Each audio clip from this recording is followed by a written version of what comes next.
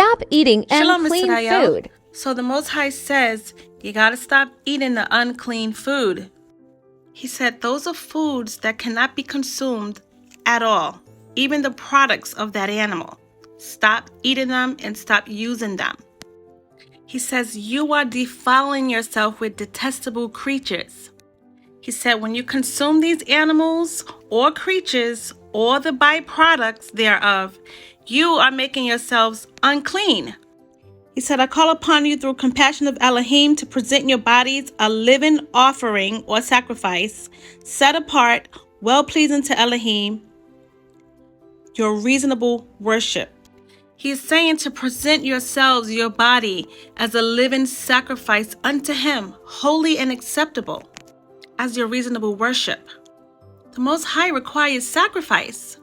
Yes, sacrifice. That means you have to give something up.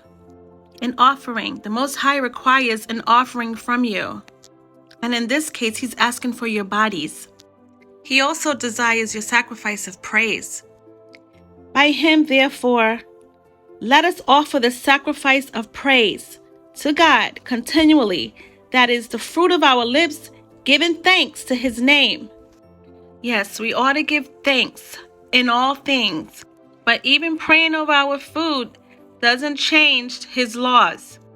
He set a provision for us to eat clean foods and to stay away from the unclean food, like pig.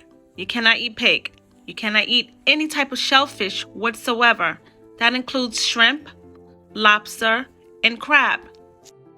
And yes, speak unto Moses and to Aaron, saying unto the children of Israel, these are the beasts which you shall eat among the beasts that are on the earth. Whatsoever parteth the hoof, and is cloven-footed, and cheweth the cud among the beasts, shall you eat. Nevertheless shall you not eat of them that chew the cud, or of them that divide the hoof, as the camel, because he cheweth the cud, but divided not the hoof. He is unclean unto you. And the list goes on throughout the chapter of the book, which is Leviticus chapter 11. The animal must have a hoof that's parted, it must be cloven-footed, and it must chew the cud. It has to have all three components. If it doesn't have all three components, it is unclean.